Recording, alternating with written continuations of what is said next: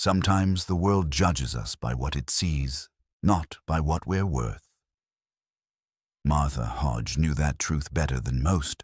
On the edge of Wyoming territory, she worked alone on her late father's land, lifting heavy stones and building walls with her own 2 hands. The town had decided she was worthless, too large, too plain, never meant for love or partnership. But Martha kept working, kept building, kept proving them wrong, 1 stone at a time. Then Samuel Cross rode past her homestead that autumn morning. He was a widowed mountain man carrying his own heartache, and when he saw Martha, he didn't see what everyone else saw. He saw strength, determination, and a woman who refused to break. Could 2 people the world had given up on find something worth holding on to? Before we continue, tell us where you're tuning in from, and if this story touches you, make sure you're subscribed, because tomorrow I've saved something extra special for you. The autumn wind carried the scent of dying grass and distant pine as Martha Hodge bent to lift another stone from the pile beside her father's. Her homestead. The stone was rough against her calloused palms, heavy enough that she had to brace her legs and use her whole body to hoist it into position. She'd learned that technique from her father, God rest him. Thomas Hodge had been a practical man, not given to sentiment, but he taught her everything he knew about working the land, about surviving when survival didn't come easy. 6 months he'd been in the ground now. 6 months since the fever took him in the spring, leaving her alone on this patch of Wyoming territory that folks said wasn't worth claiming in the first place. Too rocky, they said. Too far from town. Too much work for too little return. But her father had seen something in this land, and so did Martha. It sat in a valley where the wind didn't cut quite so sharp in winter, where a creek ran year-round, where the soil, once you cleared the stones, was dark and rich. She pressed the stone into place, checking the level with her eye the way her father had taught her. The wall was coming along nicely. Another week and she'd have the eastern boundary complete, a proper stone fence that would stand for generations. That's what she was building. Something permanent, something that would prove Thomas Hodge's daughter had been worth the raising. The town of Redemption Springs lay 5 miles east, near enough to reach for supplies, but far enough that Martha could pretend the townspeople's opinions didn't reach her out here. She knew what they said about her, had known it all her life. Too big, too mannish, face like a plow horse and a body that would break a wagon axle. The Hodge girl would never marry, never have children, never amount to anything but a burden on whoever was fool enough to take her in. Her father had never said such things. He'd looked at his daughter, broad-shouldered, thick-waisted, plain-featured, and seen a worker, a helper, someone strong enough to matter. When her mother died giving birth to a stillborn son when Martha was 8, Thomas had simply adjusted. He taught Martha to shoot, to trap, to read the weather and the land. He never once suggested she should be different than she was. Martha straightened, pressing a hand to the small of her back. The work was hard but honest, and she'd take honest work over false kindness any day. She wore her father's old leather gloves, the ones he'd worn thin over 30 years of labor. They were too large for her hands, but she kept them anyway. They smelled of him still, leather and tobacco and honest sweat. The cabin behind her was modest but sound. Her father had built it with his own hands 20 years ago, when he'd first claimed this land. Single room with a loft, stone fireplace, wooden floor instead of packed dirt. A good roof that didn't leak. Shutters that closed tight against winter storms. It wasn't much by town standards, but it was hers, and it was paid for, and it would shelter her through whatever came. She'd spent the summer proving she could manage alone. The garden had produced well, potatoes, beans, squash, carrots. She'd put up preserves and dried meat. She had 3 chickens and a milk cow, and she'd traded eggs in town for flour and sugar and coffee. The townspeople took her goods readily enough, even if they wouldn't look her in the eye while doing it. Mrs. Chen was the exception. The Chinese woman ran the general store with her 2 grown sons, and she treated Martha with a courtesy that felt almost radical in its simple kindness. "Your father was a good man," Mrs. Chen had said at the funeral. "You are your father's daughter." It was the finest compliment Martha had ever received.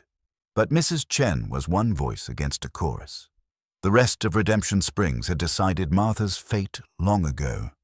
Cyrus Blackwood had made that clear just last week when he'd ridden out to the homestead with an offer to buy her land. He was a wealthy rancher, owned half the valley, and he'd looked at her with a sort of pity that felt more like contempt. "A woman alone can't manage a claim like this," he'd said, not bothering to dismount. "I'll give you a fair price, enough to set yourself up in town, maybe find work as a cook or a laundress. Something more suitable." Martha had met his gaze without flinching. "This land's not for sale, Mr. Blackwood. My father claimed it legal, and I aim to keep it." He'd smiled, but there was no warmth in it. "We'll see how you feel come spring, Miss Hodge. Winter's hard on a woman alone." She'd watched him ride away and felt the cold finger of fear trace down her spine. Cyrus Blackwood was a man accustomed to getting what he wanted. She'd have to be careful. She'd have to be strong. So she kept building the wall, stone by stone, day by day. Each stone was a promise to her father, to herself. She would not fail. She would not prove them right. The sun was high, overhead when she heard the horse. Martha straightened, wiping sweat from her forehead with the back of her arm, and turned to see the rider approaching from the north. A single man on a sturdy sorrel mare, leading a pack mule. He rode easy in the saddle, the way men did who'd spent more time on horseback than on foot. Martha's hand drifted to the rifle leaning against the wall nearby. Not that she reached for it, just acknowledged its presence. A woman alone couldn't be too careful. The rider slowed as he approached, raising one hand in greeting. "Morning, ma'am," he called out when he was close enough to be heard without shouting. "Morning," Martha replied, her voice even. She studied him as he came closer. He was older than her. She put him at 40 or so, with dark hair going silver at the temples, and a beard that looked like it had been trimmed with a hunting knife. His clothes were rough but clean, the gear on his horse well maintained. A trapper, maybe, or a hunter. Mountain man by the look of him. He stopped his horse a respectful distance away and nodded toward the wall. "That's fine work you're doing there." Martha waited for the other shoe to drop, for the surprised comment about a woman doing such labor, or the suggestion that she needed help, or worse, the mocking tone she'd learned to recognize. But the man just sat his horse and looked at the wall with the eye of someone who understood the work that went into it. "Good, straight courses," he continued. "You've got a talent for fitting stone." Something in Martha's chest loosened, just a fraction. "My father taught me," she said. The man nodded, as if that explained everything worth explaining. "A good teacher, then?" He touched the brim of his hat. "I'm Samuel Cross, heading into town for winter supplies. Didn't mean to interrupt your work." "Martha Hodge?" she said, and surprised herself by adding, "No interruption." Samuel Cross's eyes met hers, gray as creek water, weather-worn at the corners, and something passed between them that Martha couldn't quite name. Not pity, not judgment. Something closer to recognition, as if he saw something in her that nobody else had bothered to look for. "I'll let you get back to it, Miss Hodge," he said quietly. Then he touched his hat again and urged his horse forward. Martha watched him ride away, standing there with a stone in her gloved hands and a strange, unfamiliar feeling in her chest. He'd called her work fine. He'd looked at her wall the way her father would have, with respect for the labor and skill it represented. She set the stone in place and reached for another, but her hands weren't quite steady.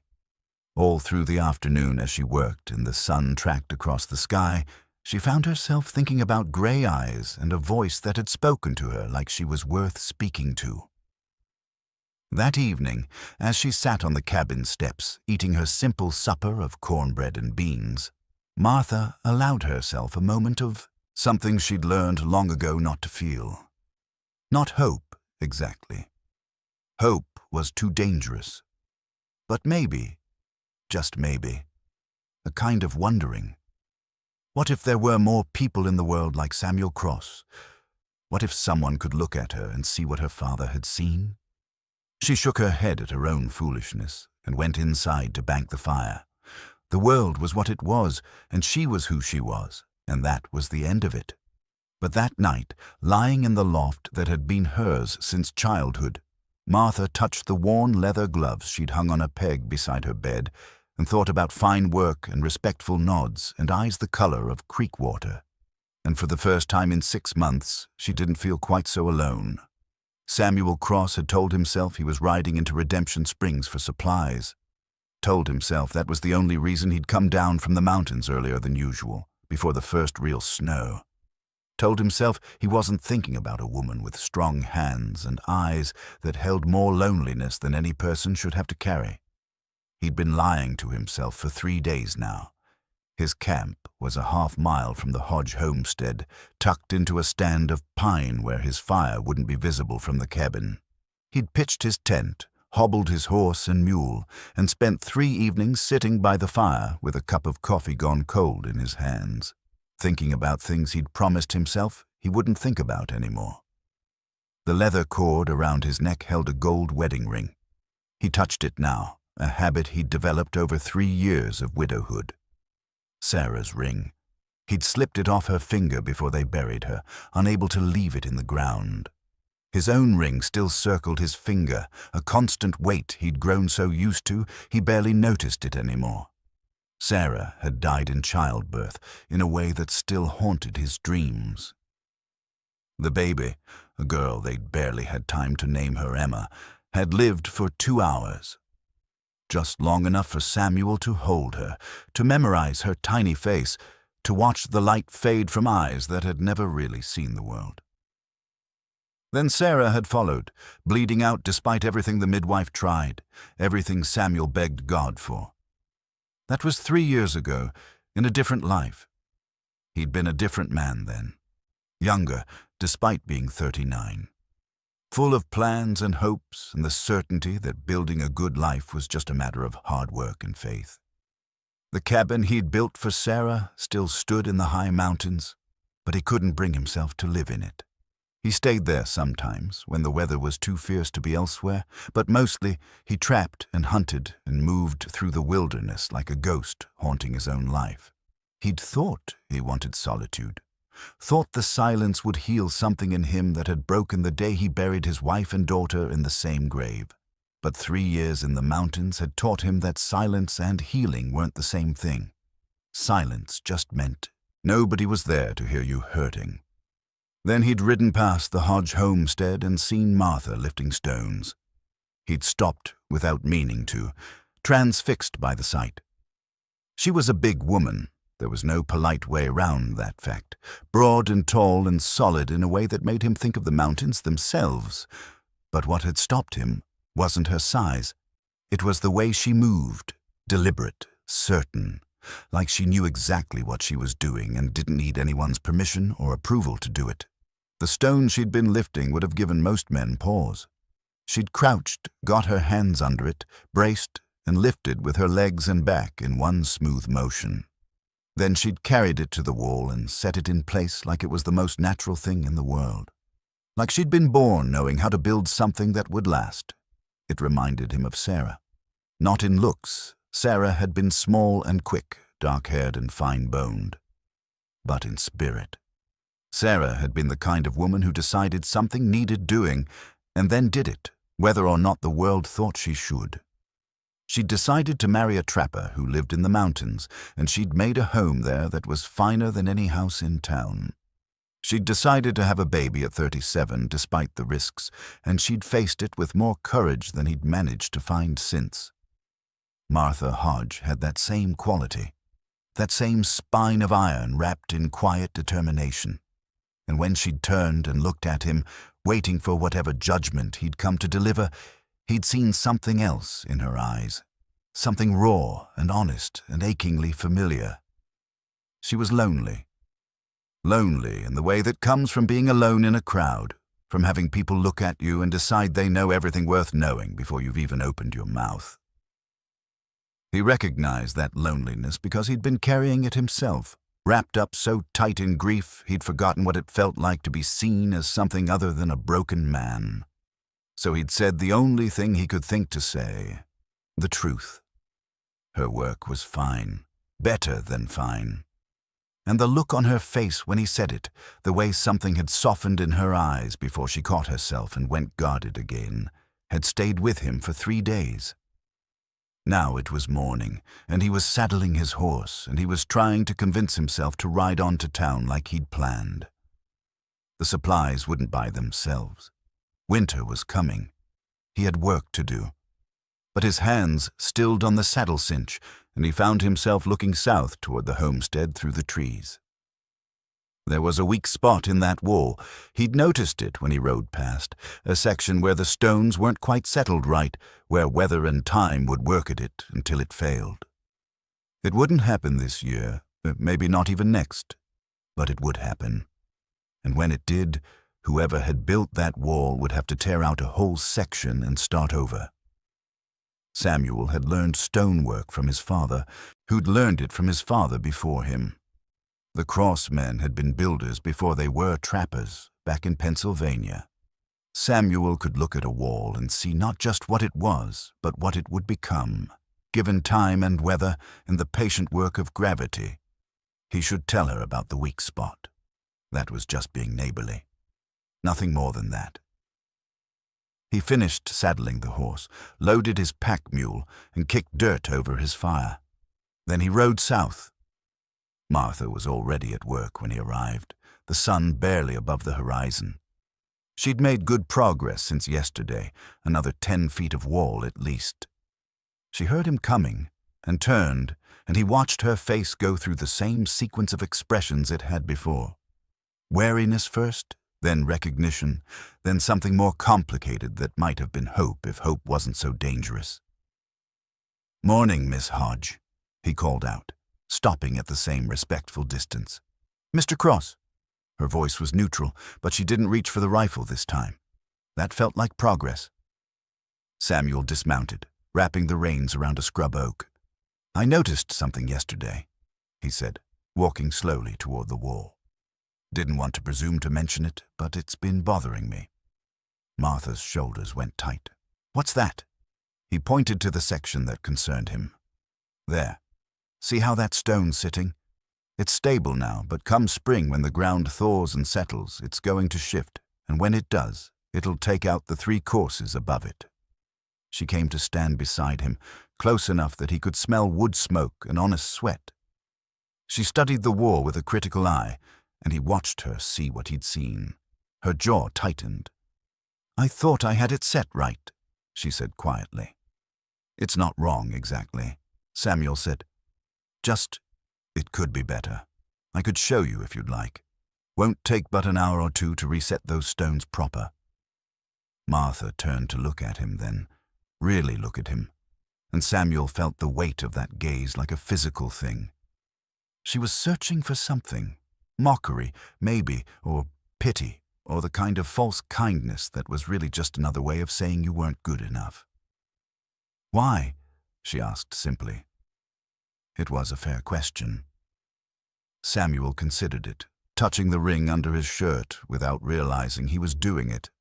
Why was he here? Why did it matter to him whether this woman's wall stood or fell? "Because good work deserves to be done right," he said finally. "And because I've got time before I need to be in town. And because—" He stopped, surprised by what he was about to say, then said it anyway. "Because you remind me of someone who mattered to me. Someone who would have liked you, I think." Martha's eyes widened slightly, and he saw her throat work as she swallowed. For a long moment, she didn't speak. Then she nodded once, sharp and decisive. "I'd appreciate the help, Mr. Cross. And the teaching, if you're willing to share it. Samuel," he said, "if we're going to be working together, you might as well call me Samuel." "Martha," she replied, and something in the way she said it, Simple, direct, like she was offering something precious, made his chest ache. They worked together through the morning, Samuel showing her how to read the grain of the stone, how to find the point of balance, how to set each piece so it would lock with the others and hold for generations. Martha learned quickly, her hands sure and her mind sharp. She asked good questions and listened to the answers, and Samuel found himself talking more than he had in months. Years, maybe.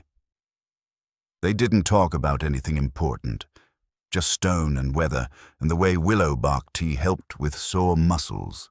But underneath the ordinary words, Samuel felt something else happening, a kind of recognition, a sense of two people who'd been walking alone for a long time suddenly realizing they were on the same path. When the sun was high overhead, Martha straightened and looked at the repaired section of wall. "That's going to hold," she said with satisfaction. "It will," Samuel agreed. "You've got good instincts. You just needed someone to show you the fine points." Martha turned to him, and there was something in her face he hadn't seen before. Not quite trust, but maybe the possibility of trust.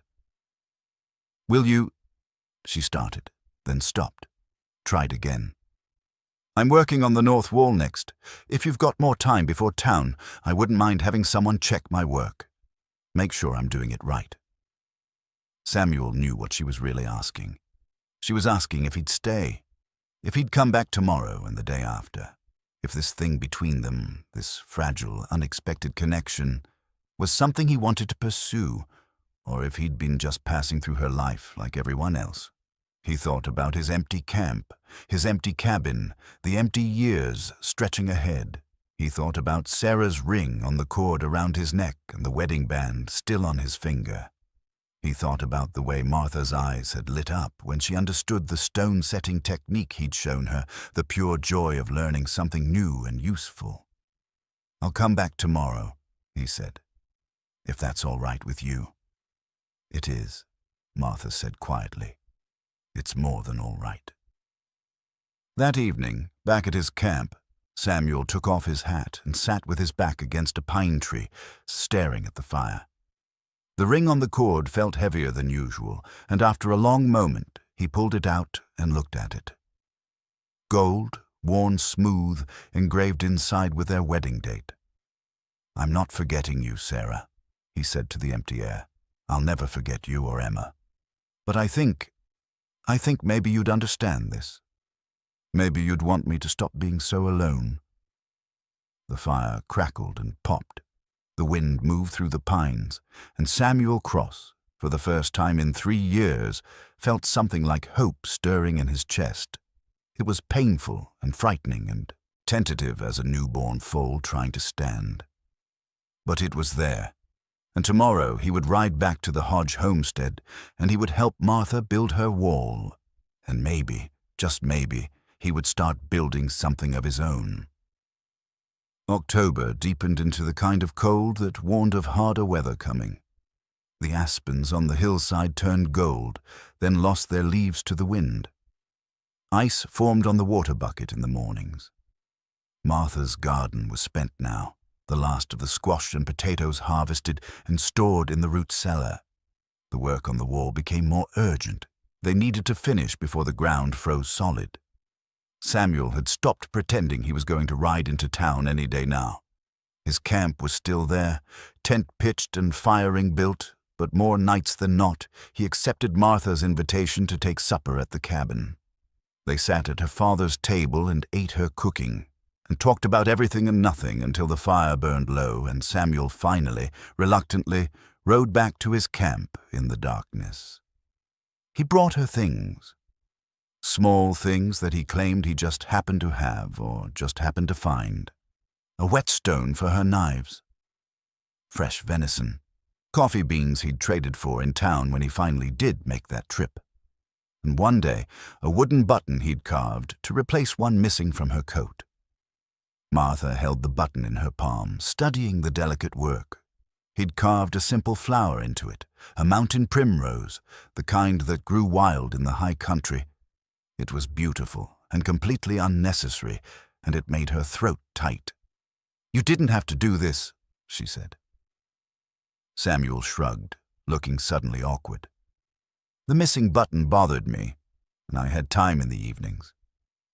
What he didn't say was that he'd sat by his campfire for 3 nights working on it, getting the petals just right, making sure the holes were perfect.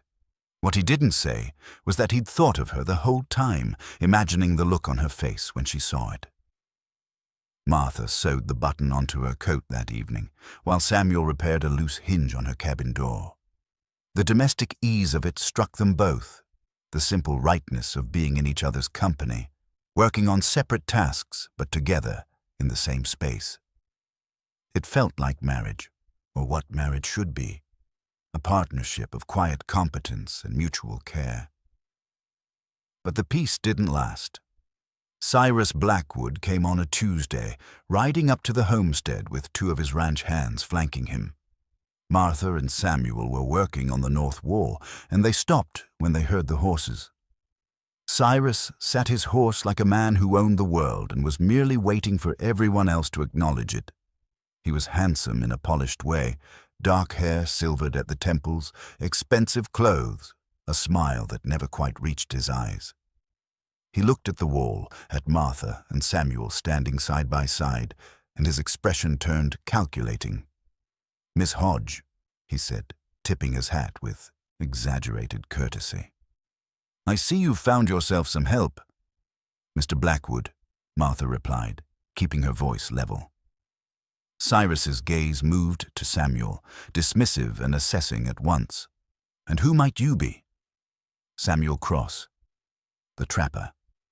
Cyrus said it like he was naming a species of vermin. "I've heard about you, living rough in the mountains, avoiding civilization." His smile sharpened. "Must be quite a change, spending time down here, though I suppose even rough mountain men appreciate a warm meal and—" He paused delicately. "Company." Samuel felt Martha stiffen beside him, felt her preparing to defend herself against whatever Cyrus was implying. But he stepped forward, deliberately putting himself slightly between Martha and the mounted man. "State your business, Blackwood," Samuel said, his voice flat and cold. Cyrus's smile didn't waver, but something dangerous flickered in his eyes. "My business is with Miss Hodge. I came to renew my offer for her land. In fact, I'm prepared to increase it, given how—" He gestured at the wall. "How much work she's put in. Call it compensation for her efforts." "I told you before," Martha said, stepping around Samuel to face Cyrus directly. "This land isn't for sale. Miss Hodge, be reasonable." Cyrus's tone turned patronizing. "Winter's coming. You're alone here. Well, mostly alone. What happens when your friend goes back to his mountains? What happens when the snow comes and the work gets hard? A woman alone can't manage a homestead through a Wyoming winter." "I'm not alone," Martha said firmly. Cyrus looked between them, and his expression turned ugly. "I see. Well, that does change things, doesn't it? Though I wonder what the town will think of this arrangement. A widow." He looked at Samuel's wedding ring pointedly. "Or near enough, and an unmarried woman spending their days and nights together on an isolated homestead. Some might say that's not quite proper." "Get off my land," Martha said, her voice shaking with anger now. "I'm just looking out for your reputation," Cyrus said smoothly. "Surely you understand that in a town like Redemption Springs, reputation is everything. Without it, you're nothing. Just a large, lonely woman that nobody wants and nobody respects." He leaned forward in his saddle. "Sell me the land, Miss Hodge. Take the money and move somewhere you can be comfortable.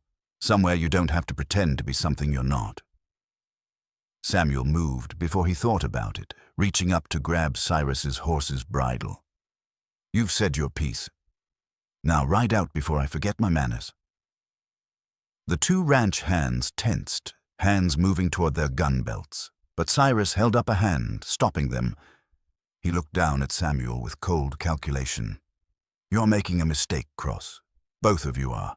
This land should be part of my ranch, and it will be, one way or another." He jerked his horse's head free of Samuel's grip.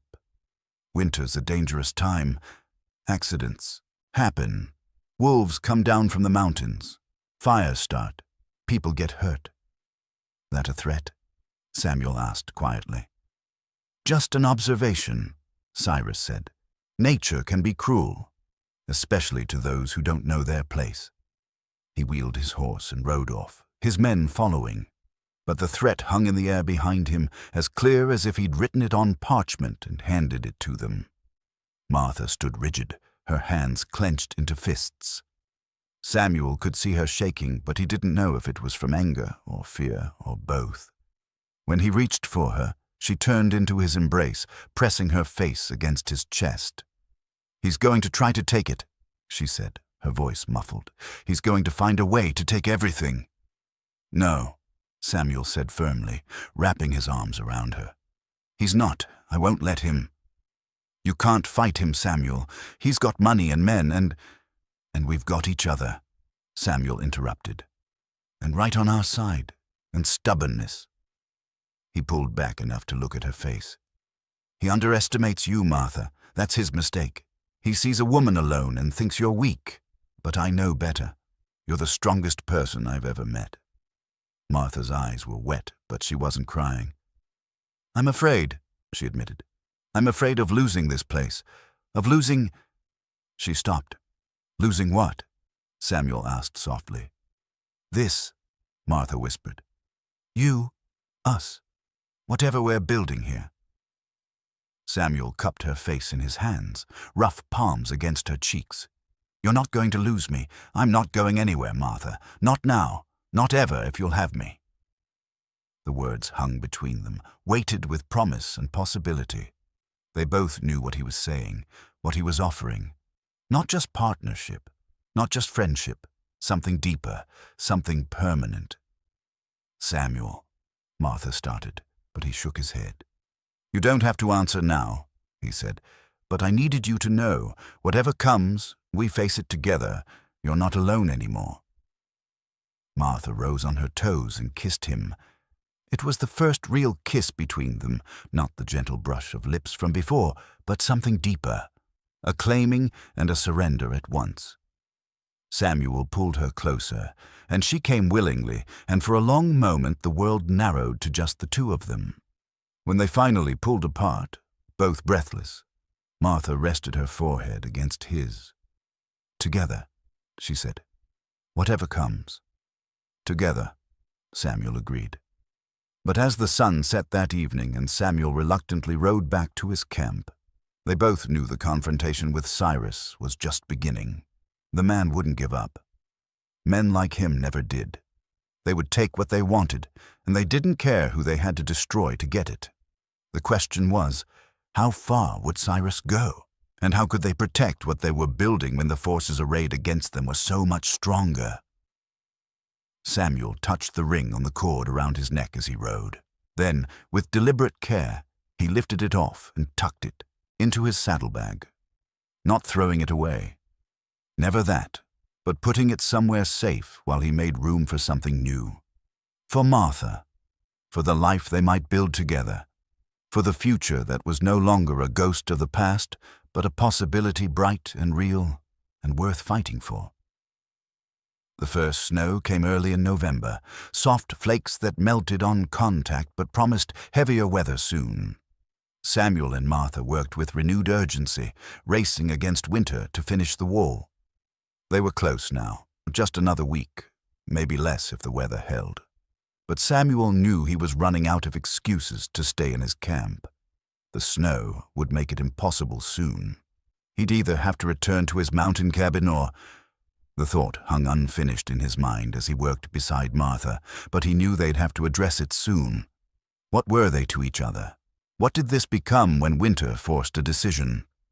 That evening, after a quiet supper, Samuel built up the fire in Martha's fireplace and sat in her father's chair.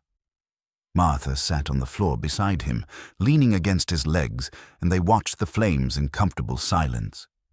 Samuel's hand rested on her shoulder, his thumb tracing small circles through the fabric of her dress. "I've been thinking," Samuel said finally. "That's never good," Martha teased, but her voice was tense. She knew this conversation was coming. "I need to go up to my cabin," Samuel said. "Before the snow gets too deep, get my things, bring them down." He paused. "If that's all right with you." Martha turned to look up at him. "Bring them down where?" Samuel met her eyes. "Here, if you'll have me. Not just as a worker or a friend, Martha, as—" He took a breath. "As your husband, if you'll say yes." Martha's eyes went wide. "Samuel, I know it's fast," he said quickly. "I know we've only known each other a few weeks. But I also know that what I feel for you is real. It's different from what I had with Sarah, but it's no less true. You've brought me back to life, Martha. Made me remember that living is worth the pain of it." "I can't replace her," Martha said, her voice small. "I'm not asking you to," Samuel said. He reached into his pocket and pulled out a small object wrapped in cloth. When he unwrapped it, Martha saw it was a cameo brooch. Delicate, beautiful, old. This was Sarah's. Her mother gave it to her on our wedding day. Martha started to pull away, but Samuel caught her hand. "Wait," he said. "Let me finish. I want you to have this. Not because you're replacing Sarah, but because she would want you to have it. She would have liked you, Martha. She would have seen what I see, a woman of strength and kindness and courage. And she would have wanted me to be happy again." His voice roughened. "She told me so, near the end. Made me promise I'd find a way to live after she was gone." Tears ran down Martha's face now. "I don't know if I can do this," she whispered. "I don't know if I'm brave enough." "You're the bravest person I know," Samuel said. He slid from the chair to kneel beside her, still holding the brooch. "You've been brave your whole life, Martha. Brave enough to keep going when everyone told you that you weren't enough. Brave enough to build something out of nothing. Brave enough to let me in when you had every reason to keep your walls up." "I'm scared," Martha admitted. "So am I," Samuel said. "Terrified, if I'm honest. Scared I'll fail you. Scared something will happen and I'll lose you like I lost Sarah. Scared I don't deserve this second chance." He reached up to cup her face. "But I'm more scared of letting this go, of riding back to my empty cabin and spending the rest of my life wondering what might have been." Martha closed her eyes, leaning into his touch. When she opened them again, something had shifted, a decision made. "Yes," she said simply. Samuel's breath caught. "Yes? Yes, I'll marry you. Yes, you can bring your things here. Yes to all of it." Martha managed a watery smile. "But Samuel Cross, if you ever make me regret this—" He kissed her before she could finish the threat, pulling her close, the cameo brooch pressed between them. This kiss was different from the others. It held promise and commitment and the weight of vows not yet spoken but already felt. When they finally pulled apart, both were breathing hard. Samuel pinned the brooch to Martha's dress, his fingers fumbling slightly with the clasp. "I'll take care of you," he promised. "I'll work hard and stay true and build a life with you that's worth having." "I'll do the same," Martha said. "Though I warn you, I'm stubborn and I don't suffer fools and I'll probably drive you to distraction." "Good," Samuel said, grinning. "I'd be bored otherwise." They sat together by the fire, Martha in Samuel's arms, planning their future. They'd finish the wall before the snow got deep. Samuel would make the trip to his mountain cabin, bring down what he needed, close it up for the season. They'd marry before winter set in proper. A simple ceremony, maybe with Mrs. Chen and a few others as witnesses. And then they'd face their first winter together, learning each other's habits, building a partnership that would last. "What about Cyrus?" Martha asked eventually. Samuel's jaw tightened. "We'll deal with him, together. Whatever he tries, we'll be ready." Martha nodded against his chest. She believed him. Or rather, she believed in them, in what they could be together. Separately, they were strong. Together, they might be unbreakable.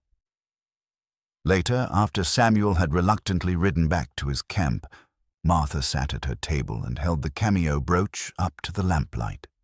It was beautiful, a woman's profile carved in ivory, set in gold.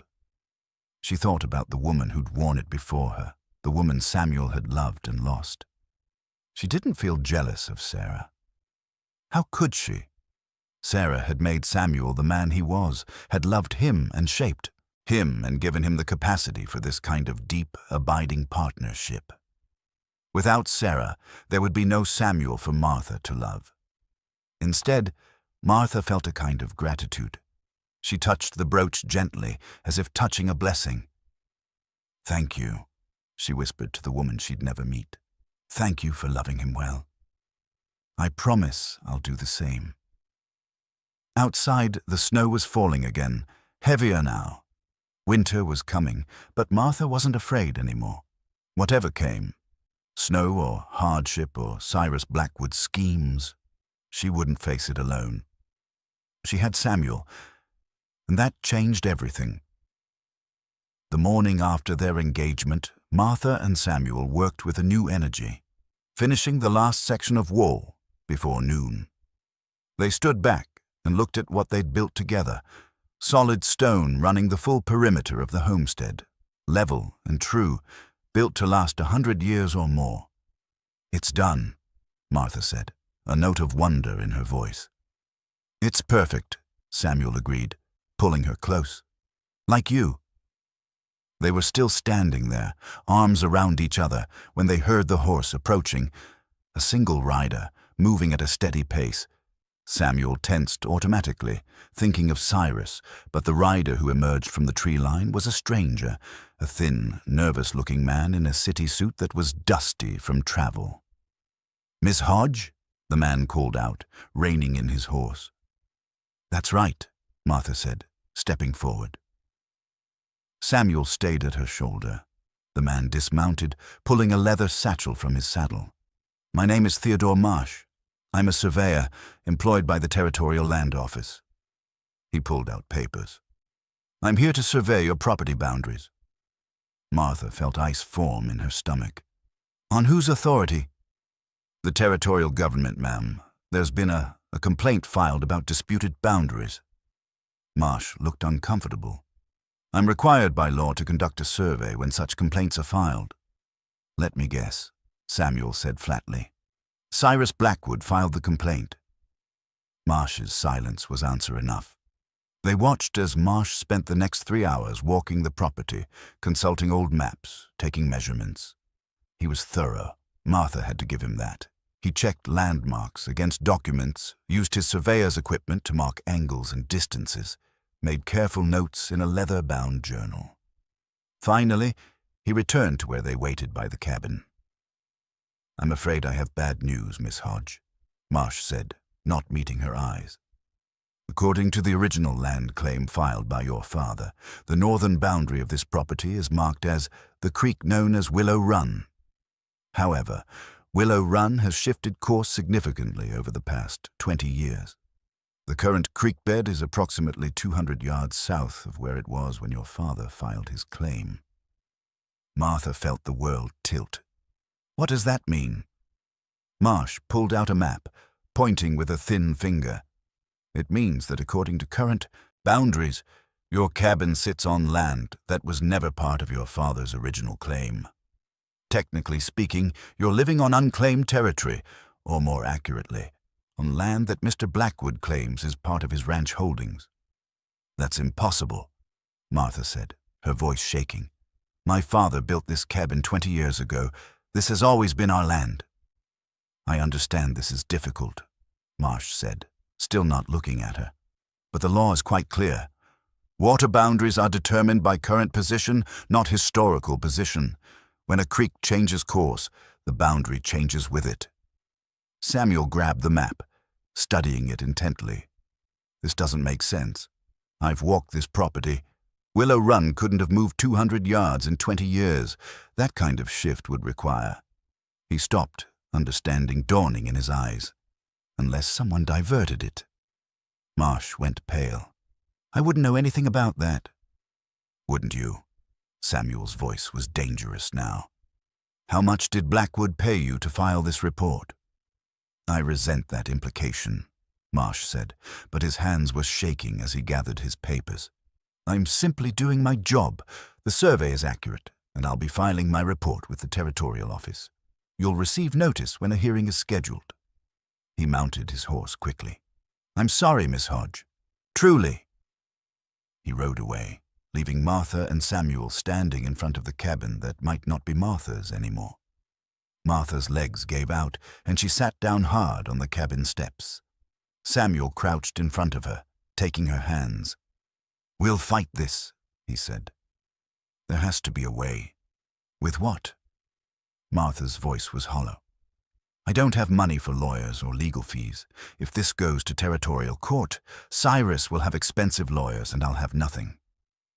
She looked at the cabin, the land, the wall they'd just finished building. He's going to take it all.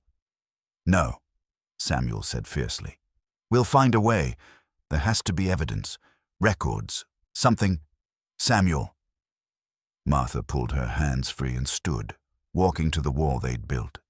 She placed her palm against the stone, feeling its solidity, its permanence. Maybe this is the world telling me I was wrong to hope.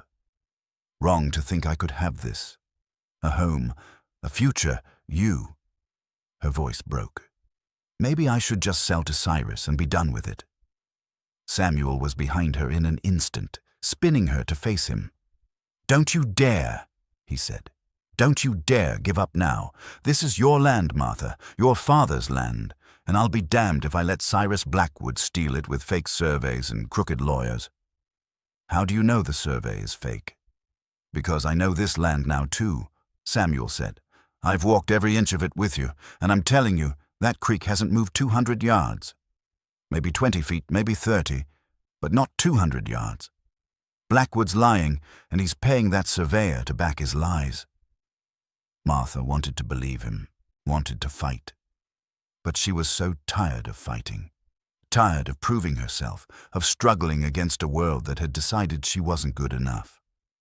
I have savings, Samuel said, from 30 years of trapping. It's not much, but it's enough to hire a lawyer, maybe. Enough to buy us time. No, Martha said sharply. I won't take your money, won't let you sacrifice. It's not a sacrifice if it's for us. Samuel interrupted. Don't you understand? This isn't just your fight anymore, Martha.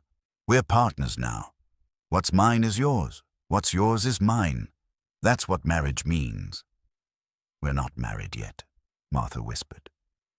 Then let's fix that, Samuel said. Today. Right now. We'll ride into town, find a preacher, and get married. Then Blackwood will have to face both of us, and whatever comes, we'll face it together. Martha looked at him. This man who'd stumbled into her life by accident, who'd seen her when nobody else bothered to look, who was offering her everything he had without hesitation or doubt. You're sure? She asked. I've never been more sure of anything, Samuel said. But before they could move, Martha remembered something. Wait, she said, pulling away and hurrying into the cabin. She returned a moment later with an old Bible, leather-bound and worn. My father's, she explained, flipping through the pages. He was a careful man. He kept records, maps. Here. She pulled out a folded paper, yellowed with age. His original survey map, from when he first claimed the land. Samuel took the map carefully, unfolding it. His eyes scanned the careful notations in Thomas Hodge's handwriting, the landmarks marked, the measurements recorded, and there, clear as day, was the boundary marker. Willow Run Creek, marked by the standing twin oaks on the north bank. The twin oaks, Samuel breathed. They're still there, Martha. I've seen them. They're on what's now the southern edge of the creek. But if they marked the north bank 20 years ago, then the creek did move, Martha finished, but not as far as Marsh claimed. Maybe 50 feet, 60 at most. She took the map back, studying it with new hope in her eyes. My father witnessed this survey. See? Here. She pointed to a signature at the bottom. Chen Wei Lin witnessed it. Mrs. Chen's husband. Samuel grabbed her shoulders, grinning fiercely. "This is it. This is what we need. Your father's original map, witnessed and dated. We can prove Marsh's survey is wrong." "But will it be enough?" Martha asked. "Cyrus has money and influence. And we have the truth," Samuel said. "That has to count for something." Martha looked down at the map, at her father's careful handwriting, at the evidence that might save everything she had left of him. Then she looked at Samuel, at the man who'd chosen to stand with her when the world would have been easier if he'd walked away. "Okay," she said. "We fight." "Together," Samuel said. "Together," Martha agreed. But as they stood there planning their strategy, neither of them saw the figure watching from the tree line. One of Blackwood's ranch hands sent to observe the surveyor's work. The man had heard everything, and now he was riding hard back to his boss with news that the Hodge woman had evidence. Evidence that could ruin everything. Cyrus Blackwood was not a man who responded well to obstacles, and when he heard what his man had to report, his face went cold with calculation. If Martha Hodge had documents that contradicted his surveyor's report, those documents would need to disappear. And if Martha Hodge herself got in the way, well, accidents happened, especially to stubborn women who didn't know when to quit. He called his foreman over and gave quiet instructions. By morning, one way or another, the problem of Martha Hodge would be solved. The land would be his, as it should have been all along. And if Cross got hurt trying to protect her, well, that was his own fault for getting involved in things that didn't concern him. Cyrus poured himself a whiskey and stood by the window of his ranch house, looking out toward the Hodge homestead. By this time tomorrow, it would be over. The land would be his. And Martha Hodge would finally understand that some people were meant to own things and other people were meant to lose them. He smiled and raised his glass in a private toast. To victory, to ownership, to getting what he wanted, always, no matter the cost. They rode into Redemption Springs at dawn, Martha clutching her father's Bible with the precious map inside, Samuel riding close beside her. The town was just waking, smoke rising from chimneys, shopkeepers opening their doors. A few early risers stopped to stare at them, and Martha could see the calculations in their eyes.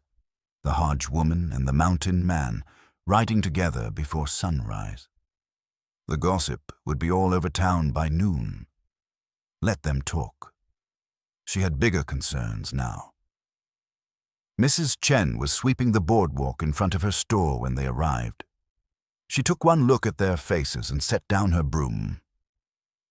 "Come inside," she said simply.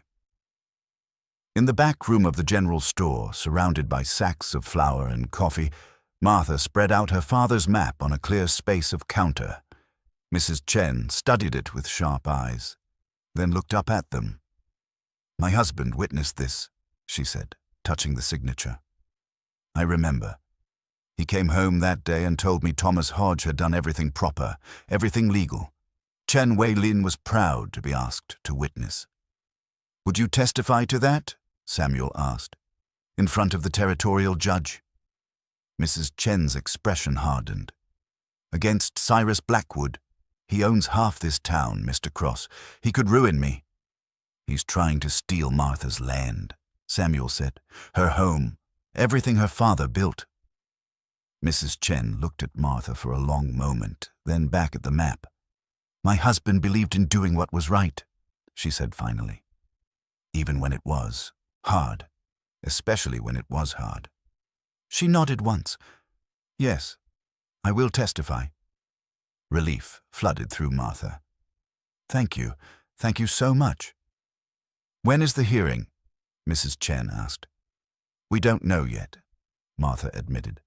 "The surveyor said we'd receive notice, but you don't trust Blackwood to play fair," Mrs. Chen finished. "Smart. You need to file a counterclaim with the territorial office. Force a hearing before Blackwood can consolidate his position."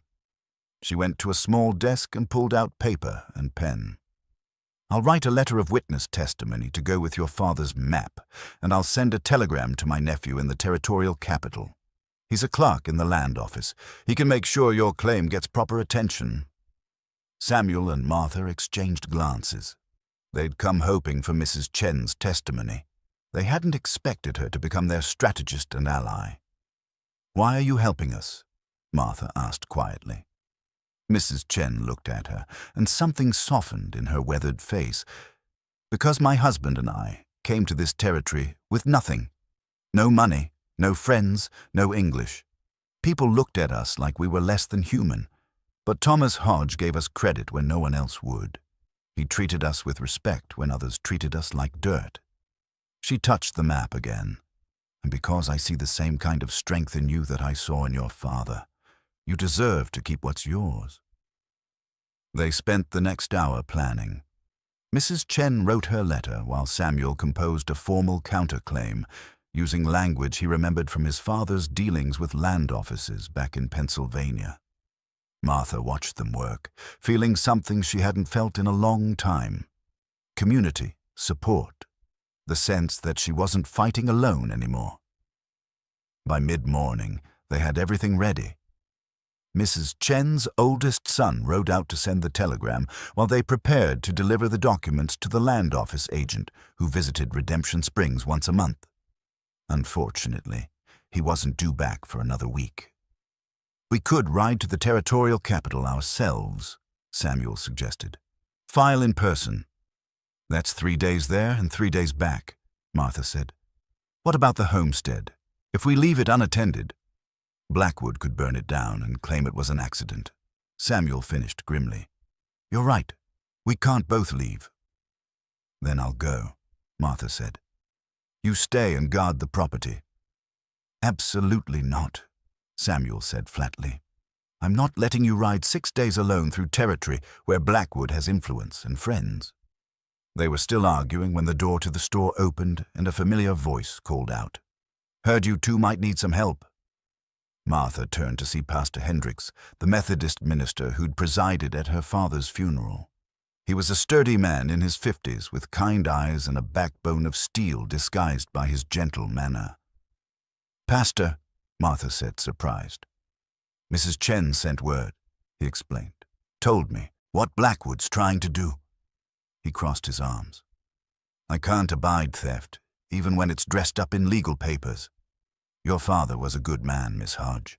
This town owes him better than letting his daughter be robbed." "We need someone to ride to the territorial capital," Samuel said. "Someone Blackwood can't threaten or bribe." Pastor Hendricks smiled. "I happen to be planning a visit to our church headquarters there. Leave next week, I was thinking. But I could leave today if the cause is righteous." He looked at the documents on the counter. "And this cause is righteous." Martha felt tears prick her eyes. "Thank you," she managed. "Thank your father," the pastor said. "He helped build our church, donated lumber and labor when we were getting started. Time to return the favor." He gathered the documents carefully. "I'll ride out within the hour. Should reach the capital by Saturday evening. I'll file your claim first thing Monday morning." After the pastor left, Martha and Samuel stood on the boardwalk, watching him ride away with documents that represented Martha's entire future tucked in his saddlebag. "What now?" Martha asked. "Now we go home," Samuel said. "We wait, and we prepare for whatever Blackwood tries next." They bought supplies from Mrs. Chen, ammunition, lamp oil, extra food stores, just in case. Then they rode back to the homestead, arriving in the early afternoon. The place looked undisturbed, but Samuel wasn't taking chances. He spent the rest of the day checking the property, looking for signs of intrusion, setting up a watch rotation. That night, they took turns sleeping, one always awake and watchful. "This is no way to live," Martha said during Samuel's watch, sitting beside him on the cabin steps with a rifle across her lap. "It's temporary," Samuel said. "Once the hearing happens, once the judge rules, if he rules in our favor," Martha corrected. "He will," Samuel said with certainty he didn't entirely feel. "We have the evidence. We have witnesses. We have the truth." And Blackwood has money and influence, Martha said. Samuel, what if... She stopped, unable to finish the thought. What if what? He prompted gently. What if we lose? Martha whispered. What if the judge rules against us and I lose the land? What then? Samuel was quiet for a moment. Then he reached over and took her hand. Then we start over somewhere else. We'll find new land, build a new home. As long as we're together, Martha, we can build anything. You'd do that? Martha asked. Give up your cabin in the mountains, your whole life, just to start over with me? In a heartbeat, Samuel said. My cabin is just a building. My life before you was just surviving. But this... He gestured at the homestead, at her, at them together. This is living, and I'm not giving it up without a fight. Martha leaned her head on his shoulder, and they sat together in the darkness, listening to the night sounds of the frontier. And an owl called from the trees. The wind moved through the grass. Their breathing fell into sync, two people becoming one partnership, one purpose, one future. The attack came 3 nights later.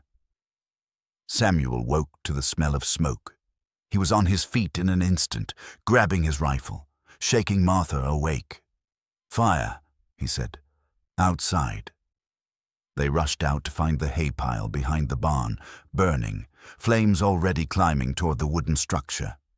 Samuel ran for water buckets while Martha beat at the flames with a wet blanket. They worked frantically, knowing that if the barn caught, the whole homestead could go up.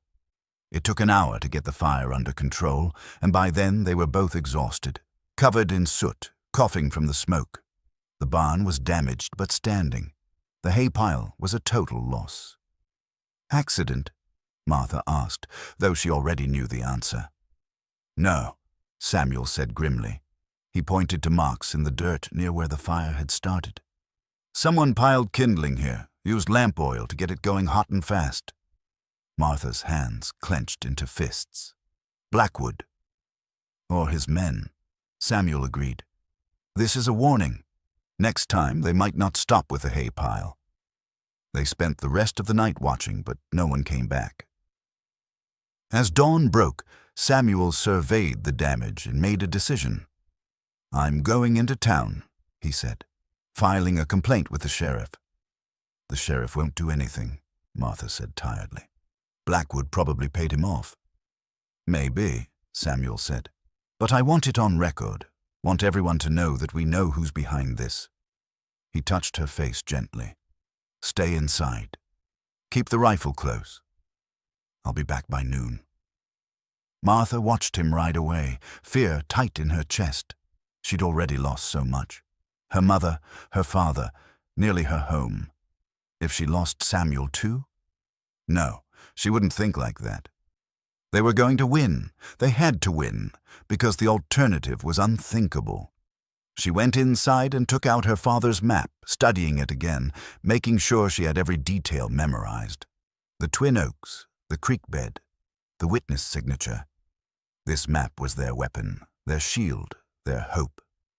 She pinned Sarah's cameo brooch to her dress, feeling the weight of it like a blessing. 2 women who'd loved the same man, separated by death, but connected by the hope that love could endure, could transform, could build something new without erasing what came before. Help me, Martha whispered to the memory of Sarah Cross, to the spirit of Thomas Hodge, to whatever force in the universe listened to desperate prayers. Help me keep this. Help me keep him. Help me be strong enough for what's coming. Outside, clouds gathered on the horizon. A storm was coming, and when Samuel returned just after noon with news that the sheriff had indeed refused to act, that Blackwood had an alibi for the night of the fire, that no one would help them, Martha felt something harden in her chest. Fine, they'd faced this alone. They'd been alone their whole lives, both of them. At least now they were alone together, and sometimes that was enough. Judge Whitmore banged his gavel, and the room fell silent.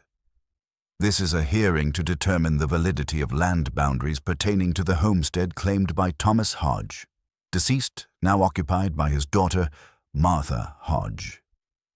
His voice was gravelly but clear. Mr. Blackwood, you filed the complaint. Present your case. Cyrus stood, confident and polished. His lawyer, a sharp-faced man named Carlson, presented the surveyor's report with theatrical precision. Maps were unrolled, measurements cited, legal precedents quoted. Theodore Marsh was called to testify, repeating his claim that Willow Run had shifted 200 yards, placing the Hodge cabin on disputed land. It was impressive, convincing.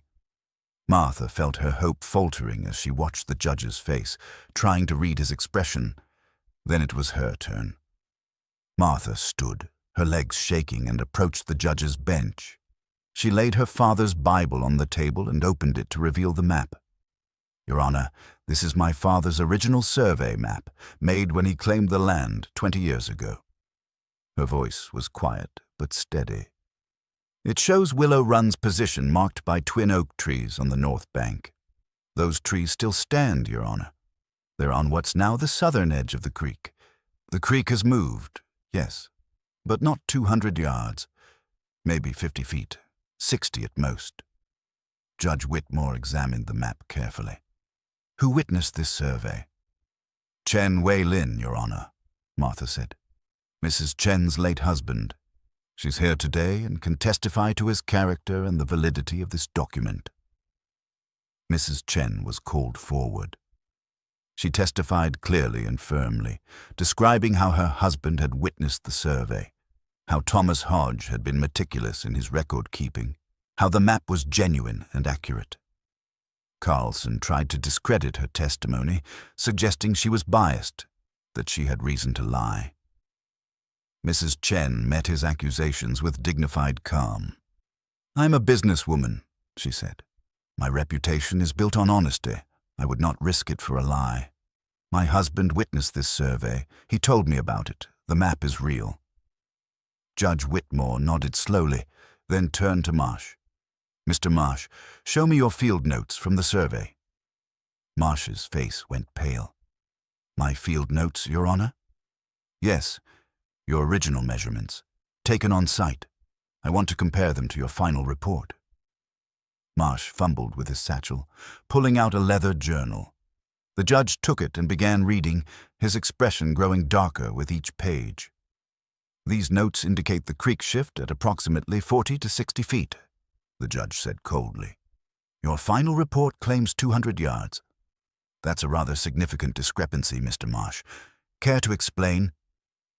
The room erupted in whispers. Marsh looked at Cyrus, panic in his eyes. Cyrus's jaw was tight, his confidence finally cracking. I must have made an error in my calculations, Marsh stammered. An error, Judge Whitmore repeated flatly. He flipped through more pages. And these notations here, in different ink. They appear to be additions made after the fact, changing measurements, altering conclusions. He fixed Marsh with a steely gaze. Mr. Marsh, did someone pay you to falsify this report? The silence in the room was absolute. Everyone waited for Marsh's answer. Your Honor, Marsh's voice broke. He looked at the packed hall, at the faces watching him, at the weight of his own guilt. His shoulders sagged. Yes, he whispered. Yes, Mr. Blackwood paid me $500 to adjust the survey results in his favor. The courtroom exploded. Judge Whitmore banged his gavel repeatedly, calling for order. Cyrus was on his feet, face red with fury, shouting that Marsh was lying, that this was a conspiracy against him. But the judge wasn't listening to Cyrus anymore. He was looking at the original field notes, at Martha's father's map, at Mrs. Chen's steadfast expression. Finally, he banged his gavel one last time. Order, he commanded, and the room fell silent. I've heard enough. The evidence is clear. Mr. Marsh's survey was fraudulent, conducted with the intent to facilitate land theft. Miss Hodge's father's original claim is valid and stands as filed. The boundaries are as marked on Thomas Hodge's original map. He turned to Cyrus. Mr. Blackwood, your claim to this land is denied. Furthermore, I'm referring this case to the Territorial Prosecutor's Office for investigation of fraud and attempted theft." Martha's knees nearly gave out. Samuel caught her arm, holding her steady. They'd won. They'd actually won. But Cyrus wasn't done. He stood, face twisted with rage, and pointed at Martha. "This isn't over," he snarled. "You think a piece of paper protects you? You think—" "Mr. Blackwood," Judge Whitmore interrupted, his voice like ice. "One more word and I'll hold you in contempt. In fact—" He gestured to the sheriff. "Sheriff, please escort Mr. Blackwood from the hall. Now." The sheriff, looking uncomfortable but determined, approached Cyrus. For a moment, it seemed like Cyrus might resist. Then he shook off the sheriff's hand, straightened his coat, and walked out of the hall with what dignity he could muster. But not before turning back one last time to look at Martha. The hatred in his eyes was clear. This might be over legally, but Cyrus Blackwood was not a man who forgave being beaten.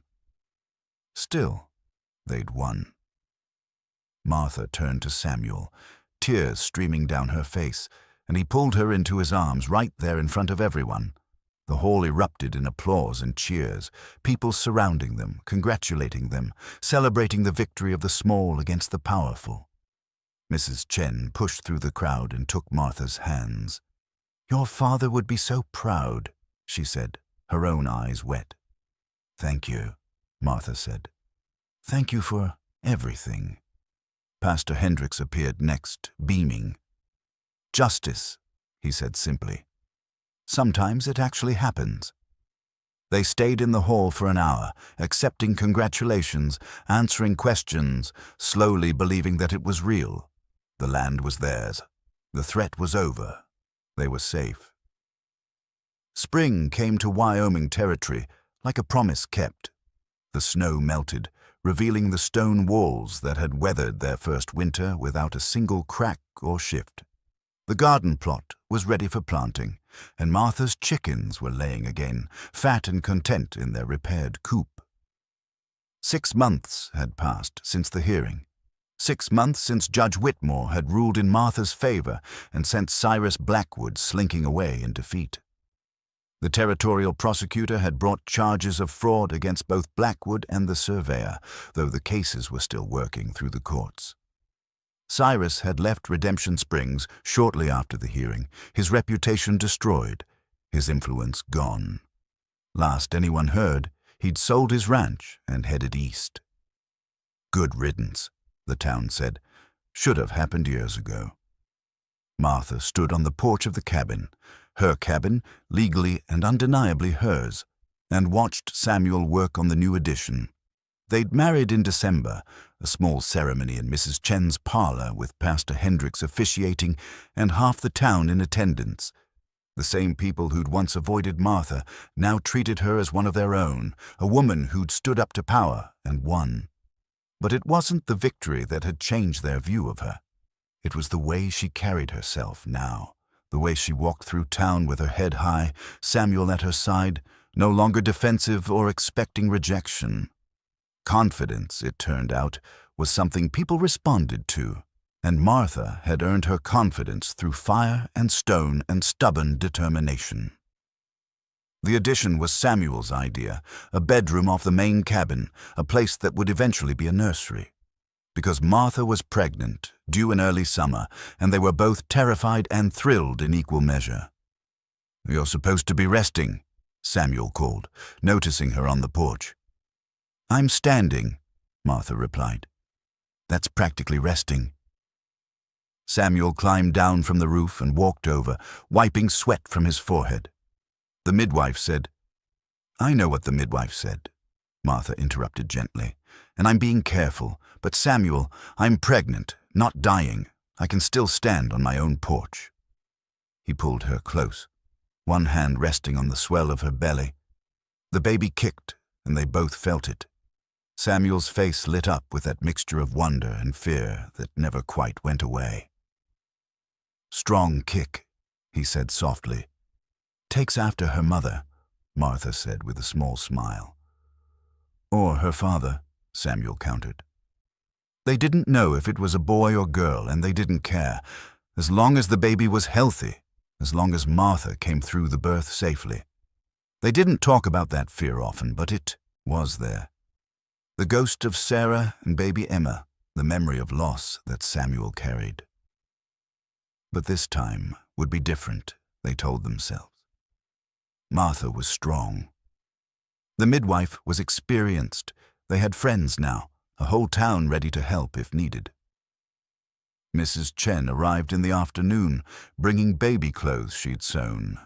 Tiny gowns and soft blankets in colors that would work for either a boy or girl.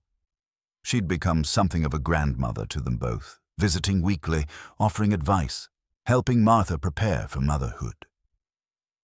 Your mother would be proud, Mrs. Chen said, watching Martha fold the little clothes with wondering hands. Your father, too. They would see what you've built here, not just the walls and the cabin, but the life, the partnership, the future.